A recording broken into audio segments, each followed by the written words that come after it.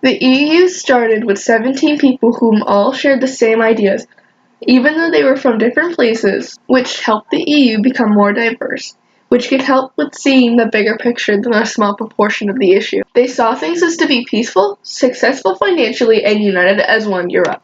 These 17 people worked hours on end to make the EU that we know today. It started in 1945 with the 6 founding countries, which are Luxembourg, the Netherlands, Germany, Italy, France, and Mongolia.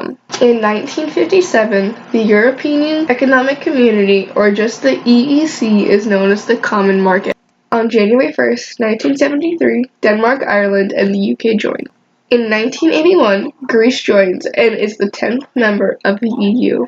In 1986, Portugal and Spain joined. The single market was also created, which allowed all the members of the EU to trade easily with each other. In 1995, Sweden, Finland, and Austria joined the EU. In 2004, Czechia, Estonia, Hungary, Latvia, Lithuania, Poland, Slovakia, Slovenia, Malta, and Cyprus. In 2007, Bulgaria and Romania joined. In 2010, an economic crisis hit Europe. In 2012, the EU also won a Nobel Peace Prize. The EU is a parliamentary democracy, so they mostly have prime ministers instead of presidents.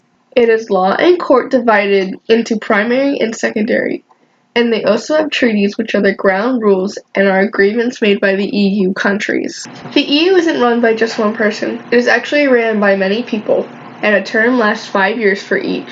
The leaders are Antonio Tajani, elected by the members of the Europe Parliament. What Tajani basically does is make sure everything is going the way it should be by approving or disapproving agreements and that they are in their budget. Council President Donald Tusk. This president is not elected but appointed by the head governments of the other EU countries. Tusk makes sure that all the countries are working together and figure out where the EU lands on the political scale. Commission President Jean-Claude Juncker. Juncker is also appointed as well, but not only by the head of the EU countries, but also the European Parliament. Juncker basically makes the meetings and talks in the G7 meetings about the EU and the things that they should do next. The EU has no military, but a little under half of the countries are in NATO. If you are part of the EU, you have easy access to trading with each other, making the EU have the biggest single market. Because the EU is one voice, international trade has a bigger weight with deals. The businesses that live in Europe can grow very fast because of the free trade between the countries. Only 19 members of the EU use the euro system, with places like Sweden having their own currency, like Sweden uses the Corona system. Because the EU is so diverse, there are 24 official languages in the EU. This can be very challenging for the EU because they don't all speak the same language, and if they need to make a deal and have no idea what the other person is saying, it can lead to major issues like miscommunication. The amount of arable land has been going down since 2004, going from 26.3 to 24.3 in 2016. The EU also has a bad immigration problem, that even though they brought the numbers down by 98%, some countries are still letting people pass through, or Germany is saying that they should let more people into their countries. The UK joined the EU 1973 and is a huge part of the EU, being ranked at number 6 in military strength, just under France. The UK is also the 5th in the economic system, which makes it a big part of the EU. Thursday, June 23rd, 2016, the citizens of the UK were given a paper to vote that had one simple question. Should the United Kingdom leave the European Union? After they got the vote back, it was 52% saying that they should leave, and the people who wanted to stay was 48%. 17.4 million to 16.1 million votes, just over half. But the vote didn't happen right away. It is still going on in 2019. Other places like France and Italy are looking to leave as well, and even Sweden's new prime minister is talking of leaving. The UK was supposed to leave on March 29, 2019, but the date has been pushed back due to the fact that the UK and EU haven't been able to make a deal. They talked more about how the UK will leave rather than what will happen if the UK leaves. This agreement is called the Withdraw Agreement, and with every deal, there are some key points in the deal. The UK will have to pay the EU money to break the partnership, about £39 billion, which is about 41.8 billion euro. What will happen to the EU citizens that live in the UK and what will happen to the UK citizens that live in the other EU countries. Recently, there was an election in the EU that on May 7th, 2019, the government of the UK said they were going to participate in this election.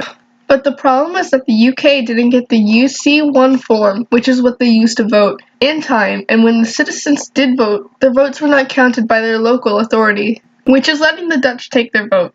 This has led to the citizens of the UK to be furious.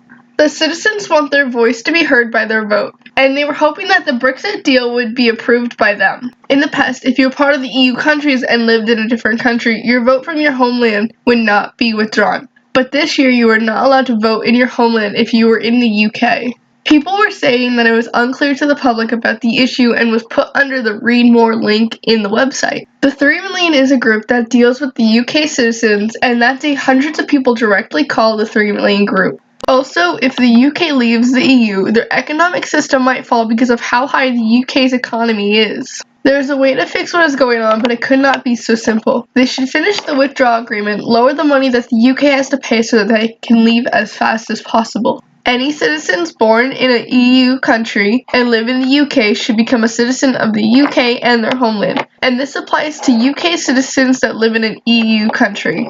Immigration was a huge problem for the EU and still is to this day, but the numbers have gone down by a lot and have been able to stop people from coming over as much as they used to. But immigrants are stuck in France, Greece, and Italy because they are trying to make their way to Germany, Sweden, and the UK and other places up north, mostly from Eritrea, Pakistan, Morocco, Iran, and Somalia. In 2016, the first 2 months, about 135,000 immigrants came to Europe. Immigration started in 2014 by the fact that Germany wasn't having enough births. So they made a deal to have immigrants sent over to help them repopulate. The peak of immigration was in 2015. The rates of immigration have gone down by 90% due to the places that they have passed through or just wanted to go, closing their borders or guarding them with wire. Most of the immigrants that come from the boats are from Iraq, Syria, Afghanistan, which is about 80%. There was a mass movement leaving immigrants in Greece in September of 2016. The EU interior ministers have agreed to a plan to send 120,000 immigrants across the continent to help release the burden on Italy and Greece. This plan was supposed to happen within 2 years, but only small groups have moved to Central and Eastern Europe, but have refused to accept them into their country. Greece also asked Europe for almost €5 million to help with the immigration in their country. The immigration in Italy is basically done. Even though the numbers have gone down by an impressive amount, many people from Africa and the Middle East still come to Europe and get stuck in Italy and Greece. There are clear threats and deaths due to these immigrants. Over the past 5 years, there have been deadly jihadist attacks over Paris, Brussels, Berlin, London, Barcelona. The EU is hoping to get some of the immigrants to go to Turkey to take some of the weight off the countries from how many are coming in. Turkey also helped the EU by giving them €3 billion to help with all the immigrants. Germany is very much in favor of immigrants and in 2015 took 1.1 million asylum seekers, but with all the immigrants coming over into Europe, it is very hard to give all the poor rights when the economy is not at its best state at the moment. Many countries have closed their borders to stop them from crossing over. Hungary was the first country to put razor wires on their route. The wire is 175 km or 110 miles long, and the barrier was wanted by many. Other places like Slovenia have a similar thing, but Austria has a set number of how many people they were going to allow into their country. A lot of Balkan countries are going to let Syrian and Iraqi immigrants into their countries. A clear majority in every country of the EU has voted for more and better protection from the immigrants. The immigrants tend to go through Italy, Greece, and France. It is often by the passport-free Schengen zone. Traveling by boat is very dangerous and many go down or missing on their way to Italy. In 2015, 3,770 people drowned or went missing when they were crossing the Mediterranean going to Greece or Italy. This is also an issue because there are a lot of cultures and languages in Europe. There are 24 official languages of the EU, and it's very hard for them if all they are doing is adding more and more languages and more cultures to account when they are making deals. A solution to their problem is to send back the immigrants who are poor and have nothing but the government money, and to adapt to the country that they are going to live in's culture.